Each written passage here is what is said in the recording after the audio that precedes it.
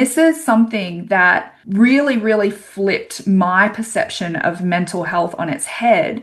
Because what I realized is when people are going to the doctor and they're saying, I've had probably 10% of my clients over the years have come to me because they've gone to emergency or they've gone to their doctor thinking that they were having a heart attack or having some kind of physical issue. The doctor says they do all the scans and says there's nothing wrong with you. But Hi, I'm Dr. Jodi Richardson, and this is Well, Hello Anxiety. In a world that often moves too fast, we're here to pause, breathe, and understand anxiety together. Each episode will explore practical strategies, share honest conversations, and uncover the science behind anxiety and well-being, all while creating a space where it's okay to not be okay. Let's continue this journey together. Dr. Ashleigh Moreland, welcome to the podcast. We were having a bit of a chat off air and I said, let's just hit record because what you are going through today is something that's so relatable to parents everywhere. Although by the time this is going to be published, this particular episode, we will not be at this same stage of finishing school, but we're recording this at the end of term 4 in 2025. And you've got all the feels at the moment, haven't you? yeah, we were saying how I was dropping my kids off at school this morning, and we've not got many days left of school. And my eldest child, my son, is finishing grade 6. And in the mornings, I'm like getting choked up, and I don't want to say goodbye to him because I'm like, oh, I can't believe you're about to finish primary school. It just seems crazy. It was just yesterday we were taking him for his first day of school. Oh, gosh. You know what? I've got one just going into year 12 and he's got his year 12 jacket that's got Richardson, class of 2026 on the back. And I'm just like, are you my child? Like, I'm with you. I think so many parents will relate. Just this idea that they grow up so fast that, you know, that adage that the days are long, but the years are short. It just rings so true. And Yeah. I don't know about you, but I see parents with smaller kids and I sort of almost sort of think, oh gosh, if I could just go back to a day at every stage, just to re-experiencing it and appreciate it for what it is, because some days we just want these days to be over so we can put them to bed and give ourselves a little bit of a breather, because it's so hard being a parent, isn't it? But when they're going through big transitions like finishing primary school, it's exciting for them, but it's a really big deal for us, isn't it? It is. And it's so relevant to what we're going to be talking about today because for me personally, I experienced a lot of early life trauma and a lot of stuff that made my earlier life really, really challenging and was suffocated by anxiety. And I was never present. And it wasn't until I deep dived into my healing journey. I was already a mum. I had 2 kids by that point, and I realized one day that I had missed their childhood. I had missed their early years that I could never get back. And the grief that came over me, and I think that's what's coming up for me at the moment, is like I want so much to be present. I want to feel every feeling. I want to capture every sound, every look on his face, I want to embrace it and experience it and embody it in the moment. Because for so much of his early life, I was stuck in a flight response 24/7. I wasn't present. I was constantly suffocating. I was just doing my best to survive. And I missed so much of his early life and childhood. And I feel so strongly that if we can make a difference to others so that they don't have to miss that, I think that's so important. We can't get that time back. We can't get it back, and we do grieve for it. And even I think for anyone listening who is sort of like really relating to this, you know, even just being like when they walk into the room, just giving them our attention and just like our son walked into the room the other day and I hadn't laid eyes on him yet because I'd got up and gone out the house and came back. It was my first interaction for the day, and I think it was after school. And I went back later and sort of said, you know what, I'm really sorry. I want a bit of a do-over for that moment, because I just sort of said, oh, don't go in the lounge room. The walls are wet because we've had some painting done or something. And then I just checked myself a moment later. I'm like, oh my goodness. So I walked down to his room and just said, hey, I'm really sorry. Like, hello, how are you? Because I was just in autopilot. I was not present, and Yeah. it was just task oriented. But before we dive into sort of more about the wonderful work that you do, and your journey to the work that you do as well, I just want to sort of introduce you so our guests will we'll know a bit more about your background. So you are a neurophysiologist, which I'm going to get you to define for our listeners, and a trauma-informed therapist. So you help people move beyond anxiety. I love that because there is life on the other side. If you're a long-time listener to the podcast, you'll know that it doesn't have to define you, and it's not something that has to sort of really, trouble you and anguish you and challenge you. There's so much that you can do. You're also helping people move beyond chronic stress, and you work with the nervous system and subconscious patterns, and you founded the Remind Institute, where it's so lovely. I love this. That's what we're going to get along so well. I know this already, because you blend neuroscience, somatic work, and identity level healing to help people feel safe in their bodies, and that translates to feeling more confident to do the things that they want to do in this life. Yeah. And so Ash, thank you so much for joining me. And I want to ask you to sort of, before we kind of dive deeper, for you to just give people a bit of an idea about sort of two words there that the meaning might not be sort of evident to some of our listeners, and that is you're a neurophysiologist, and one of the things that you blend into your work is somatic work. So how would you describe both of those things to the people listening? Yeah, look, neurophysiology, really put simply, is how is the brain functioning? How is it actually working? How is it communicating and connecting with others? And my PhD was actually in neuroplasticity. So what that means is, how can we rewire the brain in response to novel and new experiences? And the crazy thing about that is we're kind of all experiencing maladaptive neuroplasticity. So that just means neuroplasticity in response to aging, or in response to our lifestyle behaviors, or in response to all kinds of things, which may not actually be positive brain changes, but nonetheless, the brain is rewiring itself. And so I'm really interested, as someone who, as I said, experienced a lot of childhood trauma and have a whole top drawer full of medical diagnoses and labels, and had all the prescriptions and everything under the sun. I was really interested in, how can I rewire my brain to be more functional, to have healthier relationships, to actually thrive in life and live my life instead of just trying to survive every day. And that was really important to me. So how can we rewire the brain, essentially? And somatics, the easiest way to think about somatics is the felt sense and the actual embodiment of all of the sensations that we're having. So without going too deep into the neuroscience of it, the somatic nervous system is just a division of our peripheral nervous system. And the somatic nervous system is really, it consists of our sensory system and our motor system. And so our motor system is about movement. So that's our muscles, our activations, those kinds of things, our skeletal muscles. And the sensory system is think about sensory awareness of our body. So many people move through their day and they're clenching their jaw. They've got their shoulders are up to here. Their chest is so tight. Their tummy is in knots, but they don't have awareness of it until you actually point it out. And they're like, oh my gosh, oh yeah, I do have to relax my jaw. And this just happens so unconsciously. And so much of the work that we do is body-based work in helping people to come back into their body, because our body is physical. My body can't go back to where I was when I was 3. My body can't go forward to the meeting that I'm dreading next week, or to the family stuff we've got coming up at Christmas. My body can only ever be right here and right now. And so a lot of the somatic work that we're doing is actually kind of mind-body work, because we're trying to integrate our sensory systems and our sensory experiences of our felt sense. But also, it's one of the first pillars of emotional intelligence is self-awareness.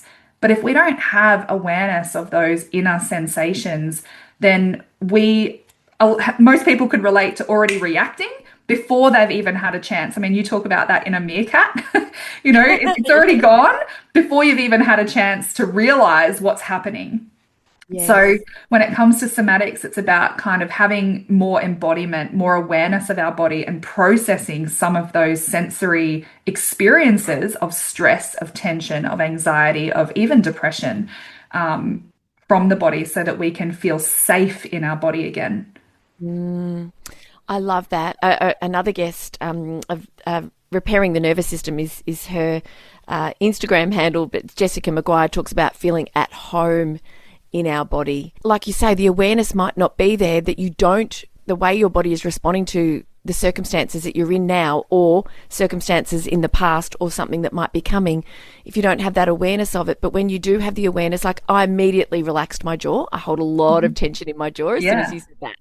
But Yeah. also when you can feel, you feel it. It's not just about what we think about. It's not just about, we can know we're safe. We can know that we are sitting in a room where we're not in danger, but our body can hold tension and feelings that tell our brain otherwise. Is Yeah, that a reasonable way to absolutely. put it? A Yes. Yeah. hundred percent, absolutely. And this is the distinction. One of the things that is really, really prominent for me to talk about in my work. As a neuroscientist, I wanted the brain to be the answer, right? Like I literally got into that hoping that I could rewire my brain out of all my problems. And so I had this moment one day. I was sitting at my desk and it had just been a really frustrating day. And I don't know what came over me. It was not something I'd ever really thought about before, but for whatever reason, I sat at my desk and I typed into Google define mental because I had struggled with mental illness or I had poor mental health my whole life. And I just, I typed into Google define mental. I don't know if you've ever done that. Have you ever done that? Have you ever looked at the definition of mental? No. It's relating to the mind. If you go to Google right now and type in define mental, it says relating to the mind. But until that point, I had been in therapy for 20 years. I had done all these medications to try and change the physiology of my brain, the actual organ. And not once ever had anyone explained to me that the mind and the brain are not the same thing. Epiphany for you. It was one of those moments that I'm covered in goosebumps, even I've got goosebumps on my cheeks. It was one of those moments that I just knew in that moment my life would never be the same again. And the entire trajectory of my life changed in that instant. And I deep dived into wanting to learn everything I could about the mind and wanting to learn the conscious versus the unconscious mind and how they're related to the brain, but not the same thing. And Mm. it's something that I see everywhere. Like I see neuroscientists use the word mind in their research papers like it's an interchangeable word, not knowing what they're actually talking about. There's Remind Institute is based off scripture that says, do not conform to the patterns of the world, but be transformed by the renewing of your mind. And then there's people who say, see, this is like a Bible verse that science is now proving neuroplasticity is what they're talking about, but it's not quite the same thing. So it just totally changed everything. Those moments, it brings to mind Brene Brown's story of the man in the arena when she had finished. She described that she'd finished watching some sort of series and she wasn't ready to let go of it, so she started sort of deep diving more into, I don't know, the background of the producer or the director. I'm not sure. I can't recall exactly, but that sort of moment, it kind of that completely changed the trajectory of her life and her career when she sort of brought Yeah. that to all of us to sort of learn from that, and it obviously informed a lot of her research. And just so exciting to be able to have this conversation with you, because I wonder if, as a listener, if you've had that differentiation, if you just thought the brain and the mind are the same. And so, Ash, tell us, what was it that you learned, and how do you describe it to people when they ask you the question, what's the difference? Is it okay if I show you? Oh, please. Yeah. Well, All it's right. obviously you'll have to, so being an audio medium, It's okay. uh It's going to be an experiential thing. You don't have to go see with for your it. eyes. Talk us through So it, the one thing please. I will say is if you are driving, don't do this with your eyes closed. If it's safe to do so, I invite you to close your eyes and just take a nice deep breath in through the nose and out through the mouth. Just releasing any tension in the jaw, in the shoulders. Almost imagining you're like jelly on a plate, that if I were to wobble you, you are so relaxed that your whole body would just wobble. And I want you to imagine a time where you were really, really stressed, or maybe even anxious.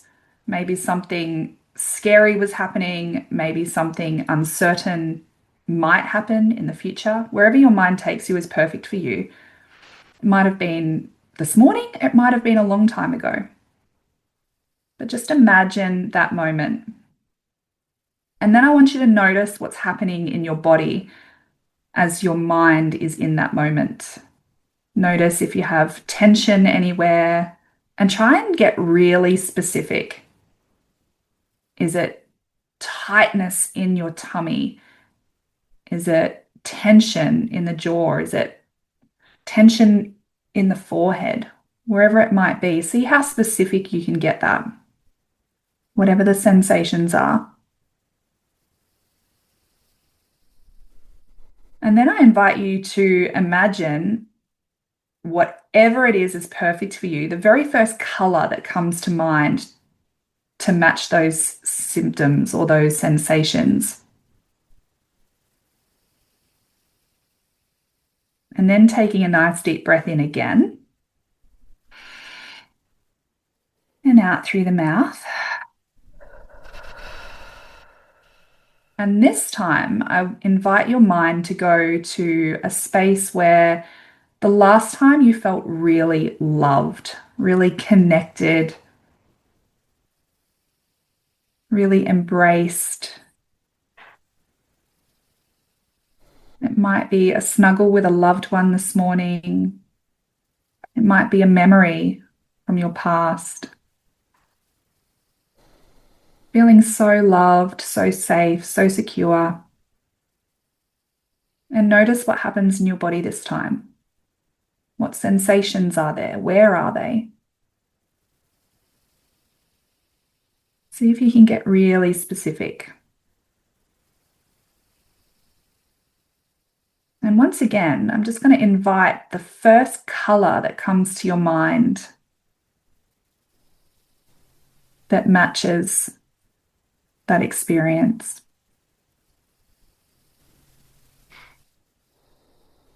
And then when you're ready, you can take another nice deep breath. And as you breathe out, you can open your eyes and come back to the room.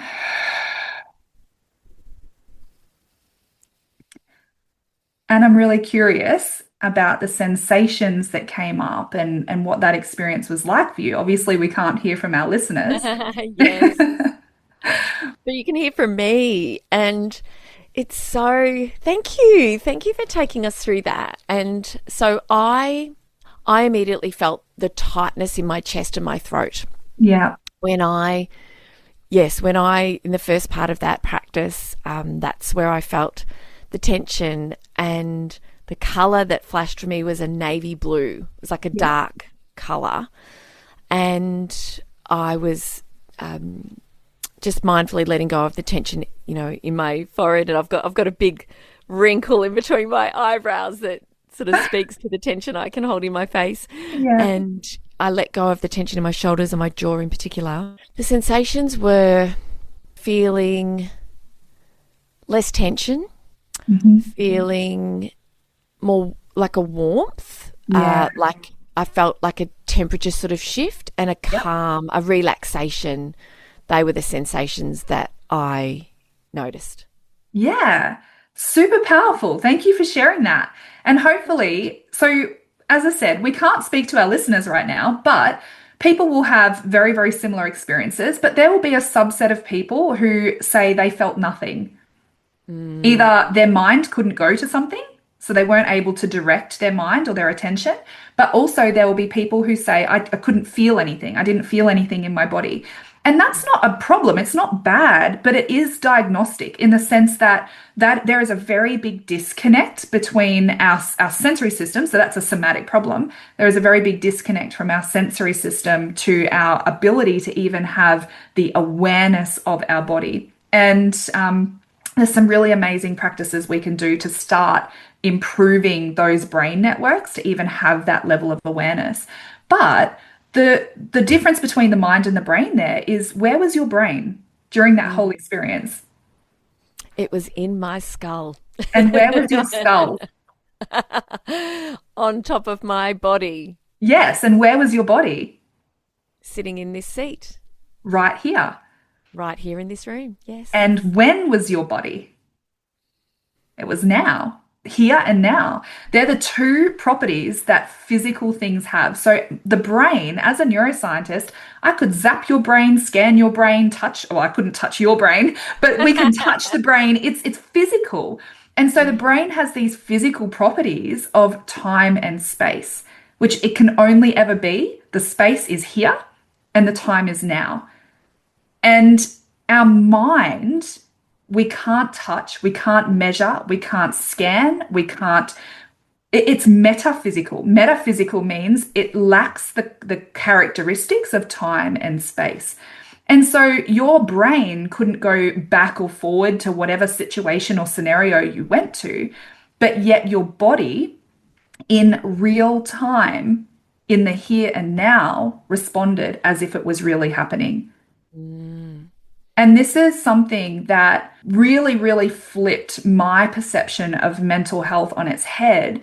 Because what I realized is, when people are going to the doctor and they're saying, I've had probably 10% of my clients over the years have come to me because they've gone to emergency, or they've gone to their doctor thinking that they were having a heart attack or having some kind of physical issue. The doctor says, they do all the scans and says there's nothing wrong with you. But if I had you hooked up to monitors in real time, your heart rate would have really changed. Your temperature would have really changed. Your blood pressure would have changed. Your brain activity would have changed in real time, but yet you were still sitting in the same chair, in the same room, in the same moment. And so I started to get really curious about that and wanted to deep dive into understanding that mind, because I looked at it and went, all other things equal, if my heart is fine, everything physically is fine with me, what a blessing that is. Because Yeah. it gets so much more complicated if there actually is something wrong with my heart. And we should do those tests and check that out. But if there isn't, if I've been to the doctor and they've run all the tests and they can't find a reason for the anxiety that I'm experiencing or whatever it is that I'm experiencing, the blessing is, now we know that it's the mind that is directing the physical experiences of what I'm experiencing in my body. And that's so powerful. You take me straight back to, I had a traumatic experience. Many years ago. I wrote about it in Anxious Mums. I won't share the details here. But I had a somatic response whereby, in the hours and days following this particular traumatic experience, I had numbness and tingling in my arms and legs. Mm-hmm. And then it sort of subsided in my legs and it was just in my arms. And I had all the testing. I had nerve conduction testing, Yeah. I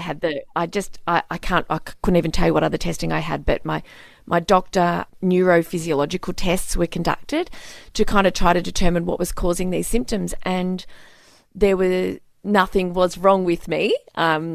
It was the verdict. And whilst it was a huge relief to sort of know that, I didn't have any significant sort of physiological issues, I still had the symptoms. And Yeah.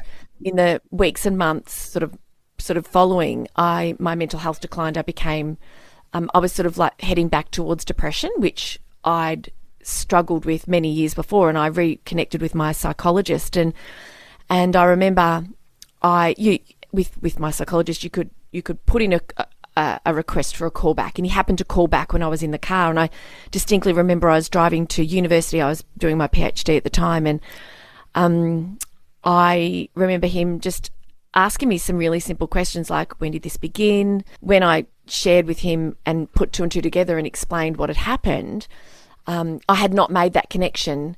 He was able to say straight away, look, let's come back, let's start back with our sessions. And I had this stuck response in my body that I worked through in therapy, and the symptoms over time diminished and eventually disappeared. So what you have just described, like I've had that experience, and I wonder if you as a listener can, maybe relate to something that you're experiencing now, or something that you too, like me, have been through in the past. And it's this knowledge, Ash, it's this understanding Yeah. that it is so powerful, because it gives people such hope for healing as well. If they Yeah. may have been told, hey, we can't find anything wrong with you, it's like you're too narrow in your focus. There's Mhm. more to this picture, and Yeah. that's the work, the wonderful work that you do. Yeah, absolutely. And I think for me, I experienced a lot of medical gaslighting in my life, and I found Mm, that really challenging. And so one of the things that I care so much about is that when people come, I believe them. I yeah. believe them because it's not up to me to decide what they're experiencing is real or not. If they're experiencing something, even if it's just perceived, even if it's just imagined, it's real for Mm, them. yeah. And so, just by that, the one thing that I see has such healing power is for people to feel seen, heard, and valued Mm, and understood. And so when we can kind of go, hey, I don't know everything that you've experienced, but you do. Your body does. Even if you can't consciously remember, your body remembers. yeah. And so somatically, this is one of the most powerful things. And even for me, this is my expertise. This is the work that I do. And even just yesterday, my husband had to have a very routine procedure at the hospital. He stayed in for one night. And yesterday, I went to pick him up from the hospital. But the last time that I was with my husband at the hospital, he nearly died. Oh, And goodness. I have done work around that. I have done heaps of processing around that. And yet, in the moment when I was at the hospital with him, walking out of the hospital with him very well, his health is phenomenally great. Yeah. No, there's no logic or reasoning as to the sensations that were coming up in my body. But I had that like heavy chest and I was teary and I was like, I felt that flighty sensation in my body. And I know that those sensations is my nervous system revealing to me where I'm not emotionally free. It's not a problem I have to solve. It's not a symptom I have to try and medicate. It's simply me coming back into my body going, I see you. Thank you for revealing that to me. Because if I don't know what's there, I can't deal with it. I can't process it. And then I use the tools at my disposal to be able to process that. And I think that's super important because one of the things that I love, like I met you at the Relate event that was put Yeah. on, and it was awesome. And I loved the practical tools that you gave people. And the thing is, I describe this as an analogy with firefighting, right? So if my house was on fire, or if there was a fire in my home, um, I would want tools. I would want a fire blanket, or I would want a fire extinguisher, or I would want to call 000 and know the fire brigade is going to show up and put the fire out. And Yeah. so I love the practical tools that you give people. Like I remember we did the face. We did, what else did we do? I think we did shake it off. The Oh, physiological yes. sigh. We definitely did the physiological sigh Yeah. that night. So they're tools, right? They're like the fire blanket and the fire extinguisher. And now, I mean, you go onto TikTok and type in nervous system regulation, and everyone is sharing tools and vagus nerve stimulation and all this sort of stuff, which is great. And I fully believe that people should have a very equipped full toolbox to prepare them. But I look at it and go, I don't want to spend the rest of my life needing to put out fires every day. Mm. At what point does the fire brigade show up and go, can you please just call the electrician and fix your dodgy wiring? Yeah. I shouldn't have to come and put the fire out every day. Get your Yeah. wiring fixed. Yeah. And so I look at it and go, yes, I want people to be equipped. Don't hear what I'm not saying. Learn the tools, use the tools, allow them to shift your state in the moment. But that's not the real work. The real work is actually then going, wow, I wonder what was coming up for me just then. What was that about? What was my body remembering from my Mm. past? Or remembering and projecting into a future that hasn't even happened yet. What was my body remembering in that moment? Because the stuff that's coming up to the surface is coming up so that we can process it. And my approach to that is really different. I don't do talk-based therapy.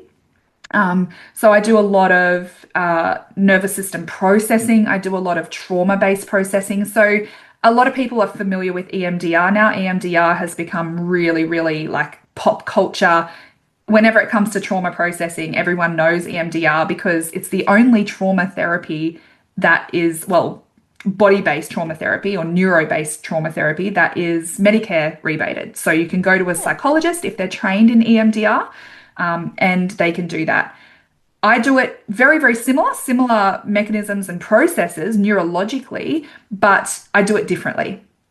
So I don't need to know what the person has gone through. We don't need to revisit the trauma in order to necessarily process it. But it is using a similar mechanism in activating those deep brain centers and using the body so that we can process that trapped, stored energy that's in the body. And the thing with anxiety is most of the time it's fear files. I call them fear files. Most of the time, yeah, most of the time it's those fear files that we learned in our early life. We literally had an experience, or we even watched someone else have an experience. Right. And Yes. then put that file in the filing cabinet inside of our metaphorical mind. And that's the file that's being whipped out, telling our brain, according to our records, this is a threat. You better protect this flesh meat suit right now, or we might die.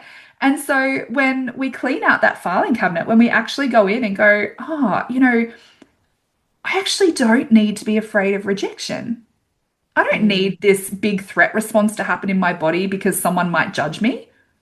I don't need to have this big threat response in my body. My husband's very safe. Very Yes. well. We're not in the Philippines where he's nearly dying. We're here right now. He's very well, very safe. But my body doesn't know that. And so that's telling me there's a fear file still in that filing cabinet. I don't need to go back and relive it. I don't need to talk about it for 10 hours. I just need to go and process it. And that's what my body is actually showing me. Ash, there are so many questions that I have for you. Will you stick around so we can make this into a two-part episode and dive a bit deeper, because I've got so much more I want to ask. Absolutely. Let's do it. Amazing. Thank you so much. We'll be back next week with part 2. Can't wait for you to hear what we've got to talk about next.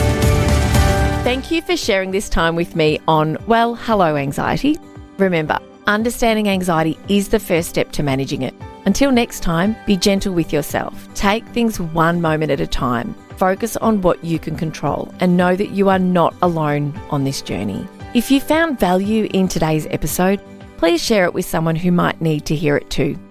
I'm Dr. Jodi Richardson, and I'll meet you right back here next week.